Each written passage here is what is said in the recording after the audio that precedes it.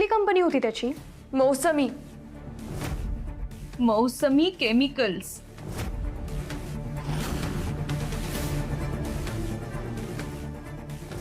हे बघ, मौसमी केमिकल्स नावाची एक कंपनी आहे जिच्या लायसन्सचं काम मी करतो. काल रात्रीपर्यंत त्यांचं काम जर पूर्ण झालं नसतं तर कंपनीला दंड भरावा लागला असता आणि तो दंड काही लाखांच्या घरात होता.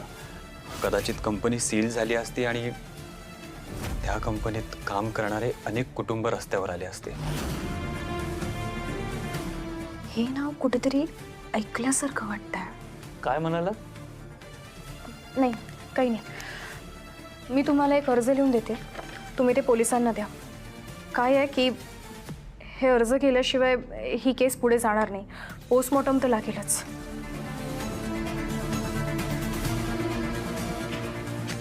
हे घ्या. धन्यवाद.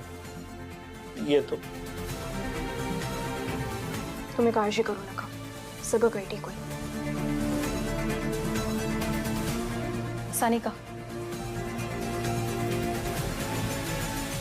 काळजी करू नकोस, मी आहे.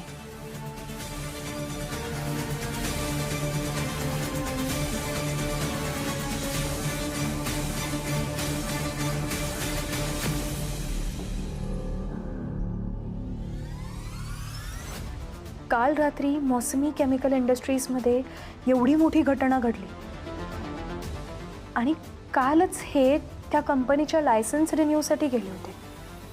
त्यांना माहीत होतं का या घटनेबद्दल? हे माझ्यापासून काहीतरी लपवत तर नसतील ना? नाही नाही नाही, असं काही नसेल. पण असंच काही असलं तर?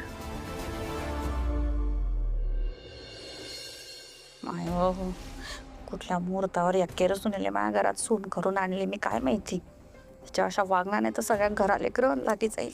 काय करावं माया पोळी सगळं समजून नाही राहिलं. काय तोंडातल्या तोंडात बोली राहिली हो तू? जे काय बोलायचं ते जरा स्पष्ट बोल ना. तुला सांगते, तुझ्या बायकोचे लक्षण काही बरोबर नाही दिशी राहिले मले. तिच्या अशा वागण्याने आपल्याला रस्त्यावर भिका मागायची पाळी दिसते. तितकी साधी बोळी नाही येते. कवडीच्या भावाने बाजारात विकी टाकीन ती आपल्याला. आणि खबरदार, तू पुष्पाले काही बोलली तर पुष्पामुळे माझं आयुष्य सुरळीत सुरू आहे, नाहीतर कवाच बरबाद होई गेलो असतो मी. हा म्हणा, अरे तुला समजे नाही राहिलं. गोड बोली सण तू काटाकाडी राहिली ती. अजून बी वेळ गेलेली नाही. हे विचार कर, नाही तर ही पोरगी आपलं घर बरबाद करून टाकीन बेटा. अगं आई, काय बोलते तू? तुला कळतंय का? अगं माझं आयुष्य पुष्पामुळे बरबाद नाही होते, तर त्या मनोज आणि वल्लरीमुळे होतंय. त्यांच्यामुळे माझ्या गावचं घर गेलं, जमीन गेली. पुष्पा आहे ना तर मी आहे. माझ्या आयुष्याला जे ग्रहण लागलंय ना त्या मनोज आणि वल्लरीमुळे लागलंय.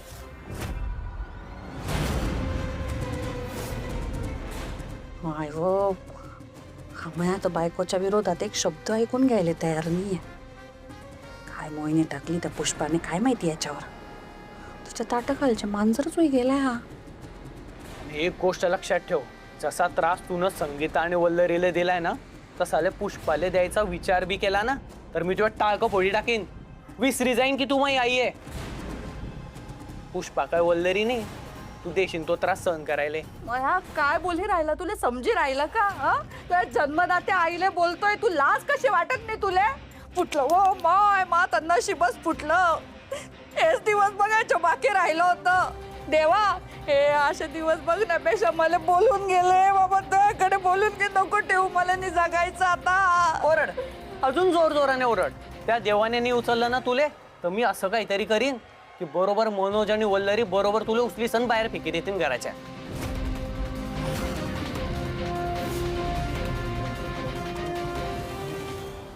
शाबास रे मर्दा, महेंद्रला तर बरोबर बाटलीत उतरवलंय मी. आता माझ्या इशाऱ्यावर नाचत राहणार. तय्य तय्य तय्य. हाय, काय करतेस? हाय, काही नाही गो, आवरावरी चाललीये बघ. सकाळची गडबड, कॅफेतही जायचंय ना, स्वयंपाक करतेय. मस्त ग. ए काय बनवतेस? नेहमीच आपलं पोळी भाजी. ऐक ना, तू जरा एका जागेवर उभं राहून बोल ना नीट माझ्याशी. किती किती फिरतेस? नाही, एका ठिकाणी उभं राहून बोलायला आवडेल, पण सकाळी वेळच मिळत नाही गो तेवढा. माझ्याशी बोलताना तू नेहमीच बिझी असतेस. तेजा, असं काही नाहीये गो, पण जस्ट गडबड सुरू आहे आता, एवढंच. बरं ऐक, श्वेताशी काही बोलणं झालंय का तुझं? नाही, इतक्यात काहीच बोलणं झालं नाही आमचं. मग वल्लरीशी काही कॉन्टॅक्ट झालाय का? हो, वल्लरीचा फोन आला होता, तो उचलला सुद्धा मी. पण काय झालं, ती गडबडीत होती आणि मी माझ्या गडबडीत होते, त्यामुळे असं विशेष असं बोलणं नाही झालं. अच्छा अच्छा, ओके. प्रेरणा, ऐक ना, तू इकडून तिकडे फिरतीयस ना, मला काही दिसत नाहीये. आता तू कुठे ठेवलायस कॅमेरा? मी भिंत बघू का? सॉरी सॉरी सॉरी, असं काही नाहीये. बोल बोल. आता ना खरं तर थांबून छान बोलायची इच्छा आहे तुझ्याशी, पण काय आहे ना, सकाळी घड्याळाचे काटे थांबत नाहीत ना, मग काय करायचं? हो ना, मग बस घड्याळाच्या काट्याच्या मागे धावत. बाय. तेजा, श्वेता,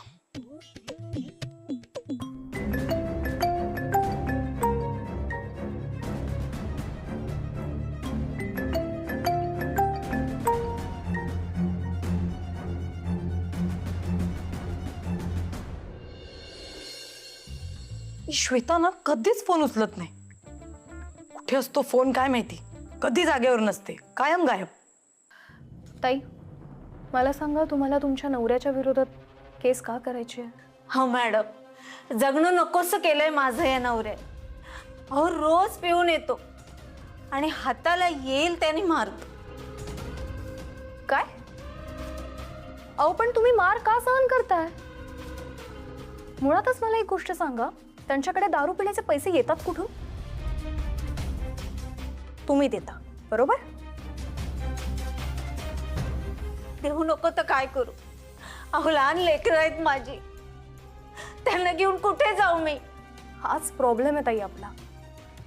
कधी मुलांमुळे गप्प बसतो, तर कधी आई वडिलांच्या इज्जतीमुळे. आणि म्हणूनच अशा लोकांचं फावतंय आजकाल. सॉरी, एक मिनिट. त्याच्यातही मी तुमच्याशी नंतर बोलते, समोरच क्लायंट बसला. हो, मला फक्त एवढंच सांग, या वीकेंडला भेटूयात का आपण? त्याच्यातही प्लीज ट्राय टू अंडरस्टँड. समोर क्लायंट बसल्यात, मी बोलते नंतर तुमच्याशी. बाय. अगं, इथे मी एकटीच रिकामटेकडी बसले बहुतेक. नाही, माझ्या सगळ्या मैत्रिणी संसारात छान गुरफटलेल्या आहेत आणि मी बसले इकडे रिकामटेकडी. मला काहीच कामं नाही आहेत. मूर्खासारखी मी भेटायचे प्लॅन करते प्रत्येक वेळेस. यांना काहीच पडलेलं नाहीये. जाऊ दे, गेले खड्ड्यात. I just hate them.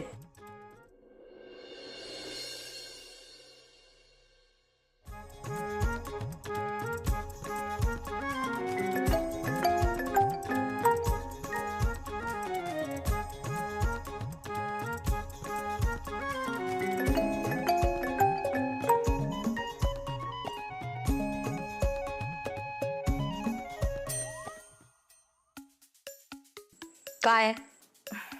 High तेजताई, sorry, ते मग अशी क्लायंट समोर बसल्या होत्या, त्यामुळे तुमच्याशी नीट बोलता नाही आलं. हो ना, आणि माझी पण स्वयंपाकाची खूप गडबड सुरू होती, त्यामुळे मलाही नीट बोलता आलं नाही. तुम्ही हे सगळं का मला एक्सप्लेन करताय? मी कोण लागते तुमची? वल्लरी, तुला कळतंय का काही? नाही, नेहमीप्रमाणे तेजा मॅडम आपल्यावर चिडलेल्या आहेत. ओ नाही नाही प्रेरणा, कसं आहे, आपल्या माणसांवर चिडतात, बिझी लोकांवर नाही. अरे बापरे, त्याच्यातही तुम्ही पण ना. अहो समजून घ्या सर आम्हाला पण.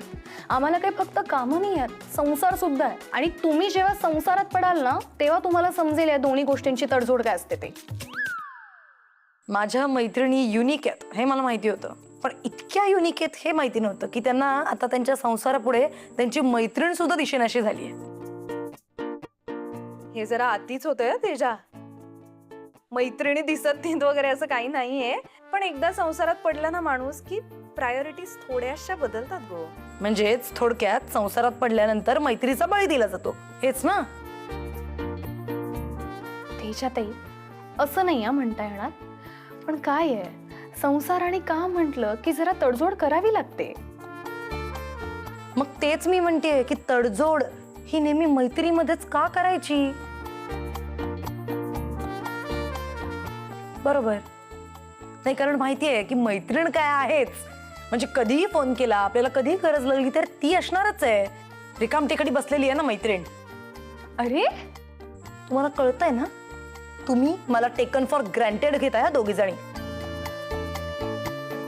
वल्लरी, मला असं वाटतं की तेजाच्या रागावरचं सोल्युशन आपल्याकडेच आहे. आपण तिला भेटल्याशिवाय काही तिचा राग जाणार नाहीये. काय वाटतं तुला? अरे बाप रे, मग चला लवकर भेटूया, प्लॅन करूयात. कधी भेटायचंय? करा न करा प्लॅन करा, तुम्ही भेटा. मला 0 इंटरेस्ट आहे, मला नाही भेटायचं. नाही, तू असं बोलत असलीस ना तरी सुद्धा सगळ्यात आधी धावत धावत तूच येशील याची खात्री आहे मला. काय गो वल्लरी, येशीलच तू, कारण तुझं तितकं प्रेम आहेच आमच्यावर. अगदी खरंय. हे कळतंय ना, मग भेटत जा. असो, मला कामं आहेत भरपूर. मी काय तुमच्यासारखी रिकाम टेकडी नाही आहे. कळलं ना? बाय. बर, बाय. बाय. म्हणजे उद्या जर माझं लग्न झालं तर माझी पण अशीच अवस्था होईल का? म्हणजे माझं आयुष्य माझ्या हातात राहणारच नाही, ते दुसऱ्याच्या सोयीप्रमाणे मला मोल्ड करावं लागेल.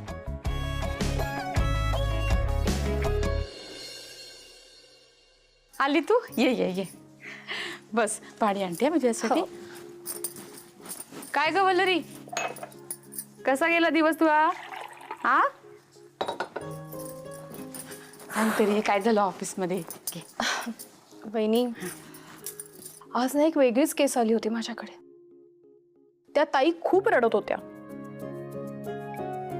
खूप विचित्र वाटलं मला, काही सुचतच नव्हतं. मला विश्वास आहे, पण त्या ताई रडत आल्या ना तरी तू केस जिंकशील आणि त्या हसत परत जातील. बोलत काय बसले मी, थांब तुझ्यासाठी चहा टाकते. हा, आले टाकून. हा वहिनी, हा